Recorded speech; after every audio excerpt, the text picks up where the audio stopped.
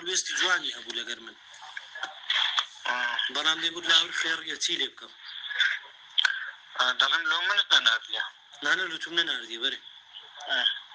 چکە هەر تێم نەکرد لە ئینتەرنێت تێم نەکرد چکە و فەقیرێ ئەوە نەبوو یعنی لەگەر من زۆر ئەوەی نەبوو یعنی شەب جعفەر ئینسانی ئەوە یعنی لەوانە بەڕێزترە لە هەر هەموویە کوردە شەب جعفەر ئەدێ تو وەزات کۆ الحەمدلله زۆر مەمنون سبەی دەیبینی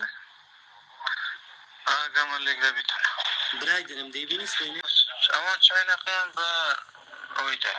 شێخ جعفەر چاینەقی بدا شێخ جعفەر لێ ناو دەردەین مشکلە نیە ئەو لێ ناو دەردەینم ئەوی دیکە براو دەکەم و ئەوەی